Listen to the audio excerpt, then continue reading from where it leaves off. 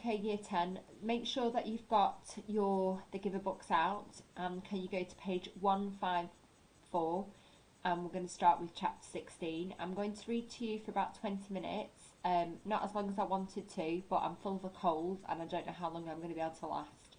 So make sure that you're on page 154 and that you're following along with me. Jonas did not want to go back. He didn't want the memories, didn't want the honour, didn't want the wisdom, didn't want the pain. He wanted his childhood again, his scraped knees and ball games. He sat in his dwelling alone, watching through the window, seeing children at play, citizens bicycling home from uneventful days at work, ordinary lives free of anguish because he had been selected, as others before him had, to bear their burden. But the choice were not his. He returned each day to the annex room. The Giver was gentle with him for many days, following the terrible shared memory of war. There are so many good memories, the Giver reminded Jonas, and it was true. By now, Jonas had experienced countless bits of happiness, things he had never known before. He had seen a birthday party with one child singled out and celebrated on his day, so that now he understood the joy of being an individual, specially unique and proud. He had visited museums and had seen paintings filled with all the colours he could now recognise and name. In one ecstatic memory, he had ridden a gleaming brown horse across the field that smelled of damp grass, and had dismounted beside a small stream from which both he and the horse drank cold, clear water.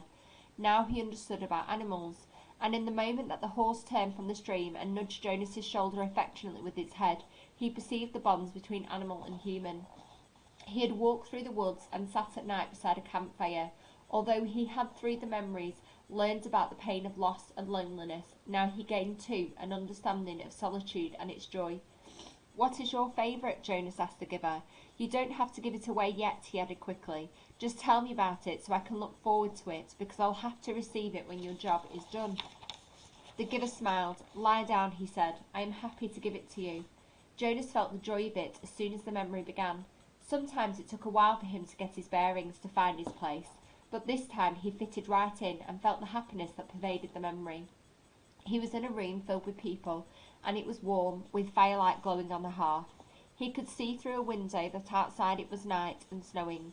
There were coloured lights, red and green and yellow, twinkling from a tree which was, oddly, inside the room.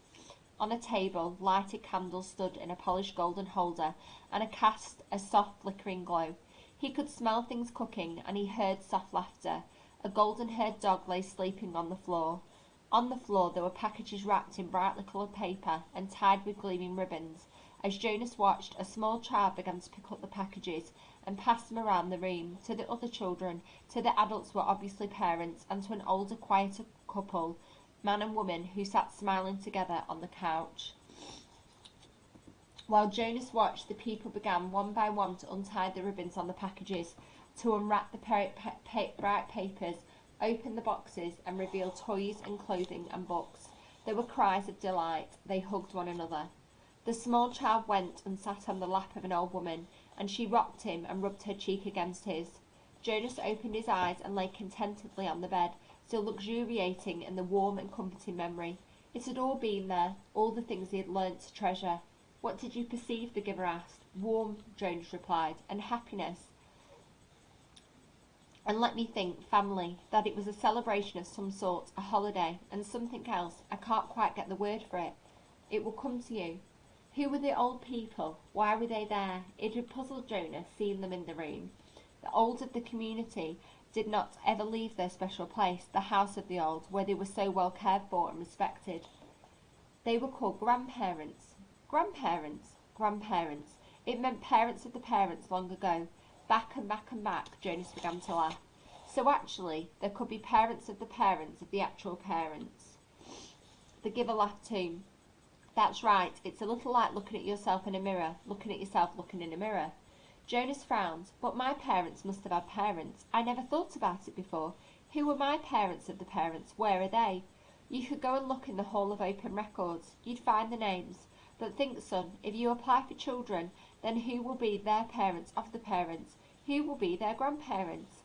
"My mother and father, of course." "And where will they be?"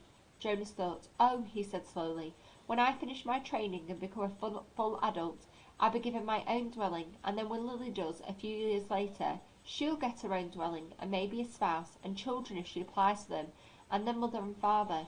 That's right. As long as they're still working and contributing to the community, they'll go and live with other childless adults, and they won't be part of my life anymore. And after that, when the time comes, they'll go to the house of the old, Jonas went on. He was thinking aloud, and they'll be well cared for and respected, and when they're released, there'll be a celebration.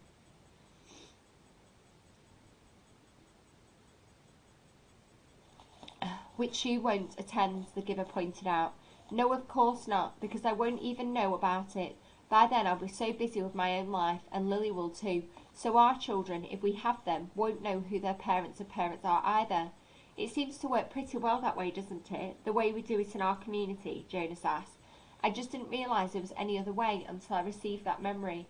It works, the giver agreed. Jonas hesitated. I certainly like the memory, though.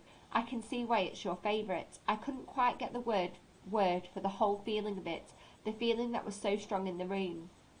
Love, the giver told him. Jonas repeated it. Love. It was a word and a concept new to him. They were both silent for a minute, then Jonas said, Giver, yes. I was very foolish saying this, very, very foolish. No need, nothing is foolish here. Trust the memories and how they make you feel. Well, Jonas said, looking at the floor, I know you don't have the memory anymore, because you gave it to me, so maybe you won't understand this. I will. I am left with a vague wisp of that one, and I have many other memories of families and holidays and happiness, of love. Jonas blurted out what he was feeling. I was thinking that, well, I can see that it wasn't a very practical way to live, with the old right there in the same place, where maybe they wouldn't be well taken care of, the way they are now, and that we have better arranged ways of doing things. But anyway, I was thinking, feeling actually, and it was kind of nice then. And then I wish we could be that way, and that you could be my grandparent. The family in the memory seemed a little more, and he faltered, not able to find the word he wanted. A little more complete, the giver suggested. Jonas nodded. I like the feeling of love, he confessed. He glanced nervously at the speaker on the wall, reassuring himself that no one was listening. I wish we still had that, he whispered. Of course, he added quickly. I do understand that it wouldn't work very well, and that it's much better to be organised the way we are. Now, I can see that it was a dangerous way to live. What do you mean? Jonas hesitated. He wasn't really certain what he had meant. He could feel that there was a risk involved, though. He wasn't sure how. Well, he said finally, grasping for an explanation. They had the fire right there in the room. There was a fire burning in the fireplace, and there were candles on the table. I can certainly see why those things were outlawed. Still, he said slowly, almost to himself, I did like the light they made, and the warmth. Father, Mother, Jonas asked tentatively after the evening meal, I have a question I want to ask you. What is it, Jonas? His father asked. He made himself to say the words, though he felt flushed with embarrassment. He had rehearsed them in his mind all the way home from the annex. Do you love me? There was an awkward silence for a moment, and then Father gave a little chuckle. Jonas, you of all people, precision of language, please. What do you mean? Jonas asked. Amusement was not at all what he had anticipated. Your father means that you used a very generalised word, so meaningless that it's become almost obsolete, his mother explained carefully. Jonas stared at them. Meaningless? He had never before felt anything as meaningful as the memory. And of course our community can't function smoothly if people don't use precise language. You could ask, do you enjoy me? The answer is yes, his mother said. Or, his father suggested, do you take pride in my accomplishments? And the answer is wholeheartedly yes. Do you understand why it's inappropriate to use a word like love? Mother asked. Jonas nodded. Yes, thank you, I do, he replied slowly. It was his first lie to his parents. Gabriel, Jonas whispered that night to the new child. The crib was in his room again. After Gabe had slept soundly in Jonas's room for 4 nights, his parents had pronounced the experiment a success and Jonas a hero. Gabriel was growing rapidly now, crawling and giggling across the room and pulling himself up to stand. He could be upgraded to the nurturing centre, Father said happily, now that he slept. He could be officially named and given to his family in December, which was only 2 months away. But when he was taken away, he stopped sleeping again, and he cried in the night. So he was back in Jonas's sleeping room. They would give it a little more time, they decided. Since Gabe seemed to like it in Jonas's room, he would sleep there at night a little longer, until the habit of sound sleep was fully formed. The nurturers were very optimistic about Gabriel's future. There was no answer to Jonas's whisper. Gabriel was sound asleep. Things could change, Gabe, Jonas went on. Things could be different. I don't know how, but there must be some way for things to be different. There could be colours. And grandparents, he added, staring through the dimness towards the ceiling of his sleeping room. And everybody would have the memories. You know about memories, he whispered, turning towards the crib. Gabriel's breathing was even and deep. Jonas liked having him there, though he felt guilty about the secret. Each night he gave memories to Gabriel, memories of boat rides and picnics in the sun, memories of soft rainfall against window panes, memories of dancing barefoot on the damp lawn. Gabe, the new child, stared slightly in his sleep. Jonas looked over at him. There could be love, Jonas whispered.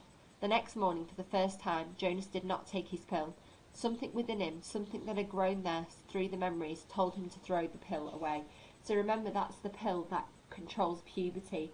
That's the pill that's really controlling Jonas's emotions. So it's really important that he's made that decision. Today is declared an unscheduled holiday. Jonas's parents and Lily all turned in surprise and looked at the wall speaker from which the announcement had come. It happened so rarely and was such a treat for the entire community when it did. Adults were exempted from the day's work, children from school and training and volunteer hours. The substitute labourers, who would be given a different holiday, took over all the necessary tasks, nurturing, food delivery and care of the old, and the community was free.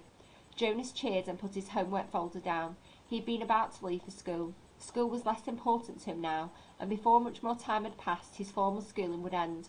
But still, for 12s, though they had begun their adult training, there were endless lists of rules to be memorised and the newest technology to be mastered. He wished his parents, sister and Gabe a happy day, and he rode down the bicycle path looking for Asher. He had not taken the pills now for 4 weeks. The stirrings had returned, and he felt a little guilty and embarrassed about the pleasurable dreams that came to him as he slept.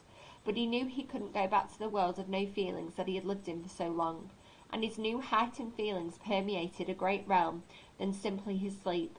Though he knew that his failure to take the pills accounted for some of it, he thought that the feelings came also from the memories. Now he could see all of the colours, and he could keep them too, so that the trees and the grass and the bushes stayed green in his vision. Gabriel's rosy cheeks stayed pink even when he slept, and apples were always, always red. Now, through the memories, he had seen oceans and mountain lakes and streams that gurgled through the woods, and now he saw the familiar wide river beside the path differently. He saw all of the light and colour and history it contained, and carried in its slow-moving water, and he knew that there was an elsewhere from which it came, and an elsewhere to which it was going. On this unexpected casual holiday, he felt happy as he always had on holiday, but with deeper happiness than ever before. Thinking, as he always did, about precision of language, Jonas realised that it was a new depth of feelings that he was experiencing. Somehow they were not all the same as the feelings that every evening, in every dwelling, every citizen analysed with endless talk. I felt angry because someone broke the play area rules, Lily had said once, making a fist with her small hand to indicate her fury. Her family, Jonas among them, had talked about the possible reasons for the rule breaking and the need for understanding and patience, until Lily's fist had relaxed and her anger was gone. But Lily had not felt anger, Jonah realised now. Shallow impatience and exasperation, that was all Lily had felt. He knew now with certainty, because now he knew what anger was. Now he had, in the memories, experienced injustice and cruelty, and he had reacted with rage that welled up so passionately inside him that the thought of discussing it calmly at the evening meal was unthinkable. I felt sad today, he had heard his mother say, and they had comforted her. But now Jonas had experienced real sadness. He had felt grief. He knew that there was no quick comfort for emotions like those. They were deeper, and they did not need to be told. They were felt. Today he felt happiness. Asher, he spied his friend's bicycle, leaning against a tree at the edge of the playing field. Nearby, other bikes were strewn about on the ground. On a holiday, the usual rules of order could be disregarded. He skidded to a stop and dropped his own bike beside the others. "Hey, Ash," he shouted, looking around. There seemed to be no one in the play area. "Where are you?" "Shh!" A child's voice coming from behind a nearby bush made a sound. "Pow, pow, pow!" A female 11 named Tanya staggered forwards where she had been hiding.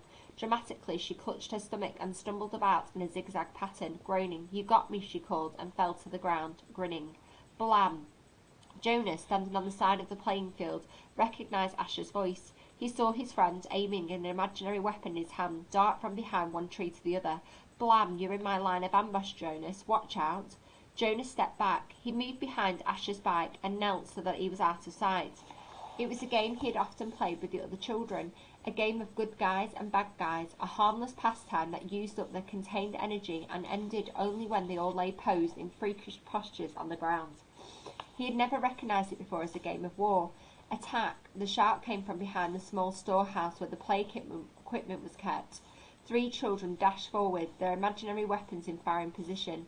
From the opposite side of the field came an opposing shout, "Counter-attack!" And from their hiding places, a horde of children, Jonas recognised Fiona in the group, emerged, running in a crouched position, firing across the field. Several of them stopped, grabbed their own shoulders and chests with exaggerated gestures, and pretended to be hit. They dropped to the ground and lay suppressing giggles. Feelings surged within Jonas. He found himself walking towards into the field. "You're hit, Jonas," Asher yelled from behind the tree. "Pow, you're hit again." Jonas stood alone in the centre of the field. Several of the children raised their heads and looked at him uneasily. The attacking army slowed, emerged from their crouched positions, and watched to see what he was doing. In his mind, Jonas saw again the face of the boy who had lain dying in the field and begged him for water. He felt a sudden choking feeling, as if it were difficult to breathe. One of the children raised an imaginary rifle and made an attempt to destroy him with a firing noise. Pshh! They were all silent, standing awkwardly, and the only sound was the sound of Jonas's shuddering breaths. He was struggling not to cry.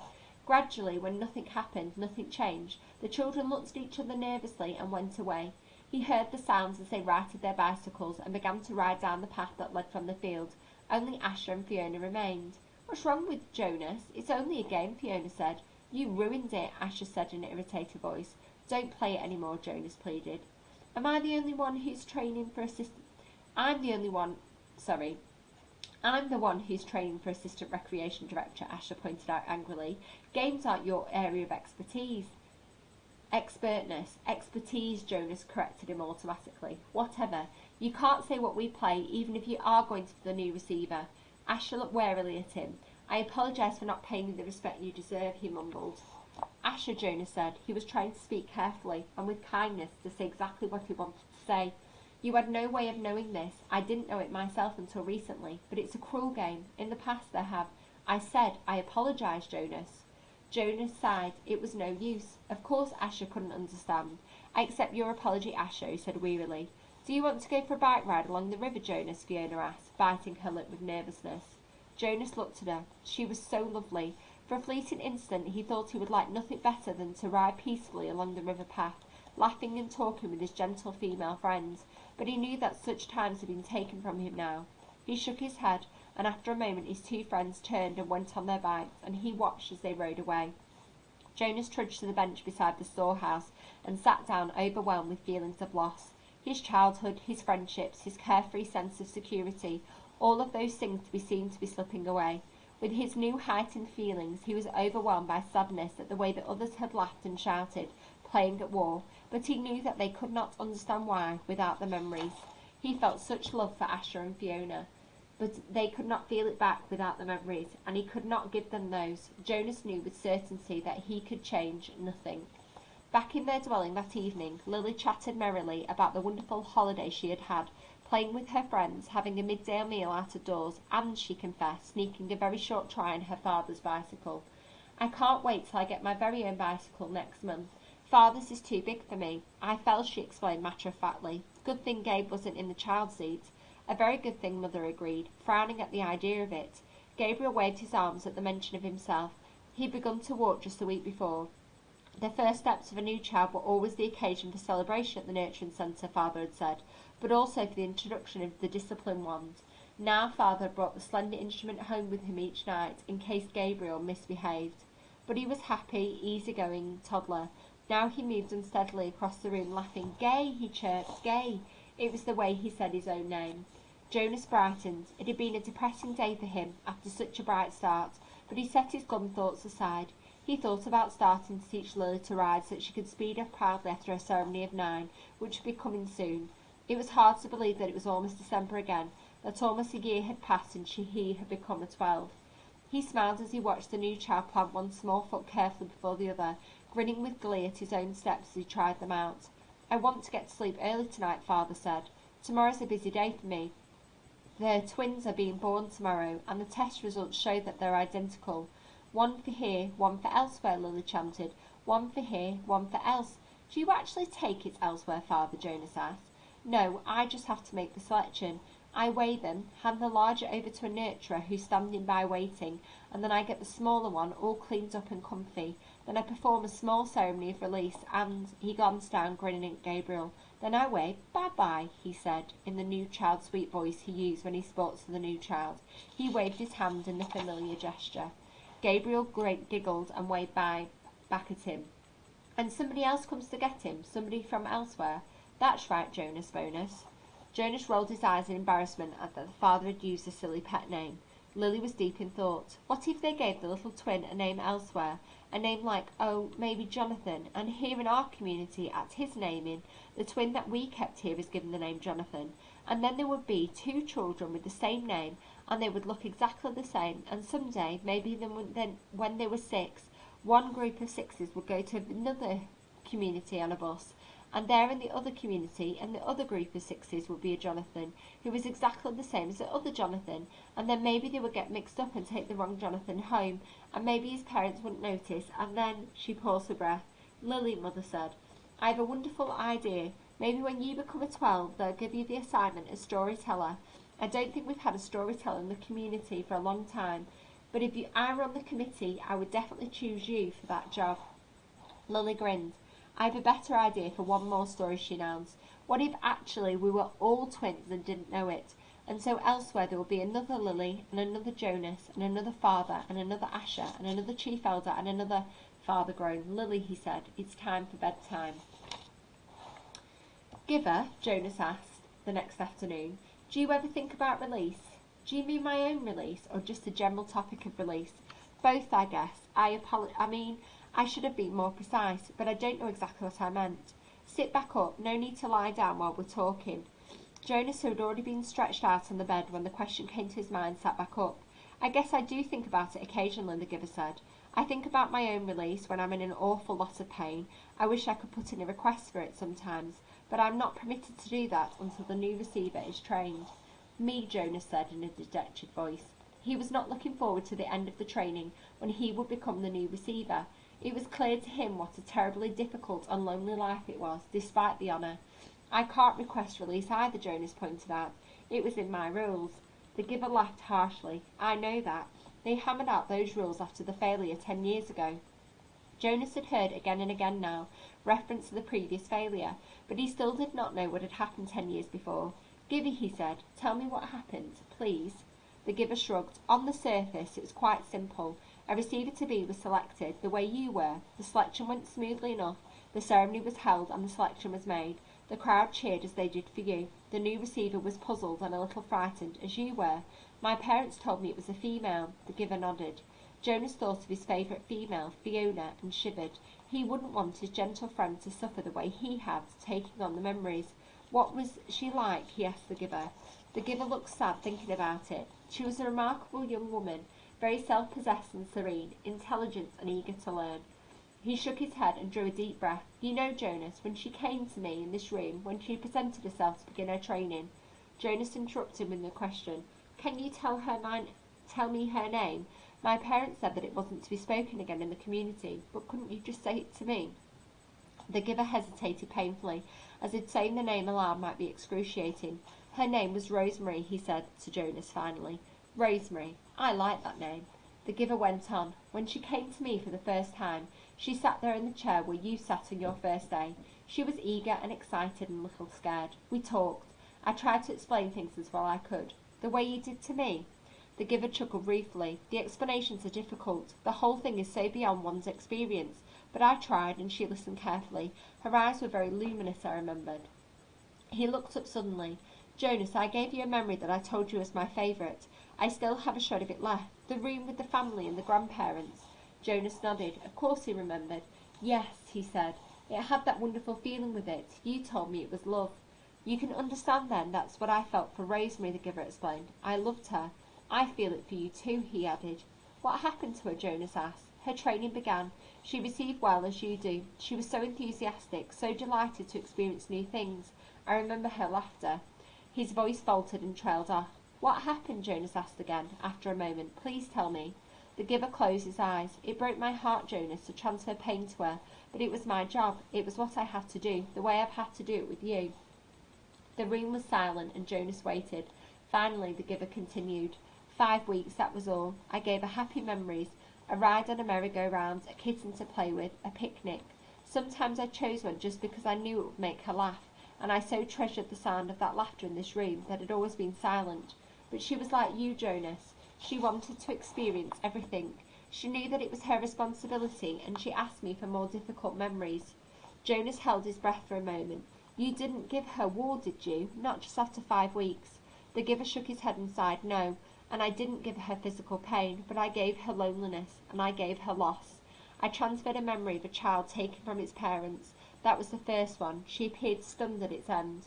Jonas swallowed. Rosemary and her laughter had begun to seem real to him, and he pictured her looking up from the bed of memories, shocked. The giver continued. I backed off, gave her more little delights, but everything changed when she knew about pain. I could see it in her eyes. She wasn't brave enough, Jonas suggested. The giver didn't respond to the question. She insisted that I continue, that I not spare her. She said it was her duty, and I knew, of course, that she was correct. I couldn't bring myself to inflict physical pain on her, but I gave her anguish of many kinds, poverty and hunger and terror. I had to, Jonas. It was my job, and she had been chosen. The giver looked at him imploringly, and Jonas stroked his hand.